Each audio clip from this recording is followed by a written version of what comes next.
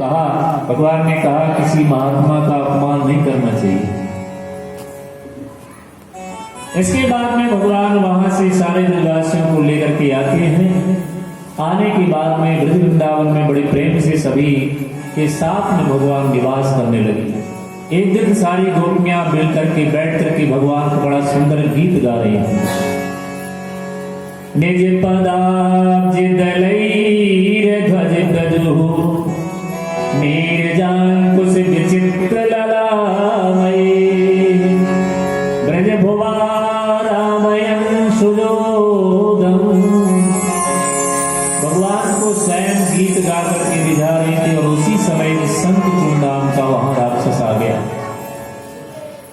और जब शंखचूड़ नाम का राक्षस वहां आया तो गोपियों को उठा करके जब चलने लगा तो भगवान को याद किया वो।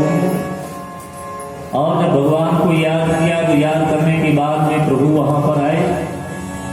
भगवान जब वहां पर आए तो आने के बाद में सारी गोपियों ने कहा कि बलात् मुझे यहाँ से उठा करके ले जा रहा है, इसलिए प्रभु आप ही इसके द्वारा और इससे मेरा उद्धार आपके द्वारा ही संभव है। और भगवान जब गए तो शंखचूड़ को कहा कि गोपियों को आप छोड़ दीजिए। शंखचूड़ भगवान के सामने हंसने लगा तो भगवान ने देरी नहीं की, बड़ी जोर से घूसा मारा उसको। सिर में घूसा लगते ही उसका कल्याण हो गया। इसके बाद में गोपियों को ला करके एकांत में भगवान ने कहा, देवियों आपको ऐसे एकांत में आकर के नहीं रुकना चाहिए। समझाया तो गोपियां भगवान की मधुराती मधुर झांकी को देख करके बड़ा आनंद विभोर हो रही थी।